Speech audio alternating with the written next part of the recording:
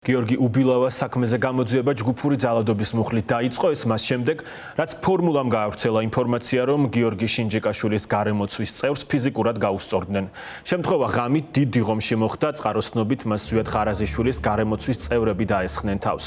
გიორგი უბილავამ ფორმულასთან უარყო, რომ მასზე იძალადეს, თუმცა ფაქტს ადასტურებს ჩვენთვის გამოგზავნილი ფოტო, რომელიც შემთხვევიდან მალევეა გადაღებული.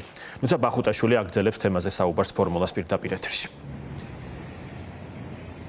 დიახ, ლუკა, შინაგან საქმეთა სამინისტრომ უკვე ოფიციალურად დაადასტურა ინფორმაცია, რომ გამოძიება გიორგი უბილავას თავდასხმის ფაქტზე დაწყებული არის სისხლის სამართლის კოდექსის 126 მუხლით, რაც ჯგუფურ ძალადობას გულისხმობს, როგორც ჩანს, ახლა გიორგი შინჯიკაშვილის გარემოცვის წევრზე თავდასხმის ბრალდებით ეძებს შინაგან საქმეთა სამინისტრო არა ერთ, არამედ რამდენიმე პირს და როგორც ჩანს, ფიზიკურადაც სწორედ რამდენიმე პირი გაუსწორდა გიორგი უბილავას, რომლის ფოტოც ფორმულამ ექსკლუზიურად მოიპოვა და გაავრცელა.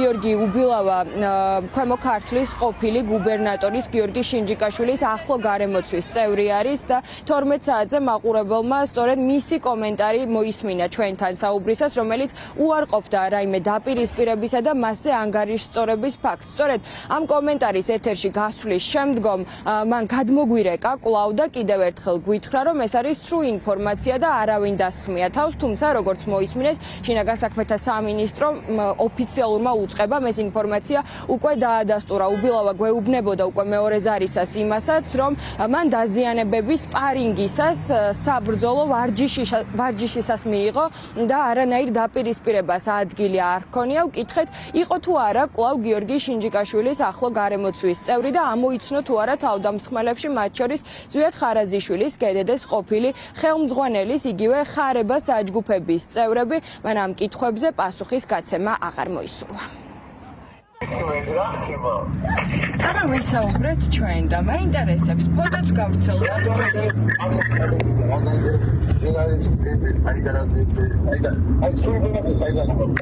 რატომ არის თუ ინფორმაცია პოლიცია მას დაგვიდასტურა, რომ მოკვლევა დაწყებულია?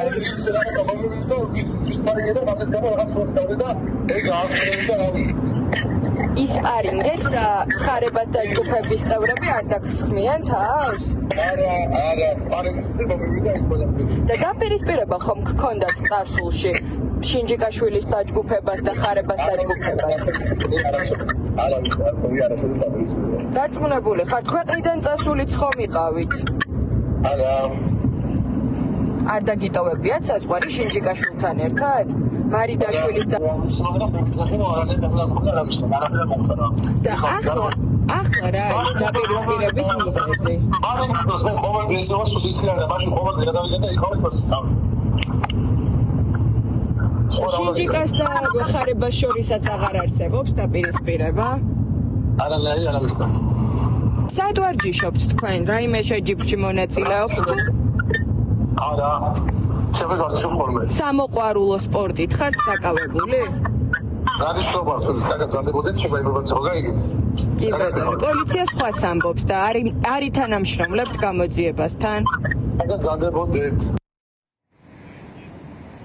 შინაგან საქმეთა სამინისტროს ოფიციალური ინფორმაციით ჯერჯერობით დაკავებული არავინ არის, თუმცა ჩატარებული არის რიგი სამძებრო და საგამოძიებო მოქმედებები. უცნობი არის დაიბარებენ თუ არა ხარებას ზვიად ხარაზიშვილის გედედეს განსაკუთრებულ დავალებათა დეპარტამენტის ყოფილი ხელმძღვანელის უფროსის დაჯგუფების წევრებს გამოკითხვაზე და არიან თუ არა იდენტიფიცირებულები გიორგი შინჯიკაშვილის გარემოცვის წევრზე თავდამსხმელი პირები. გამოძიება კვლავ გრძელდება, როგორც გითხარით, გავრცელებული ინფორმაციით, როგორც ფორმულას წყარო უყვებოდა.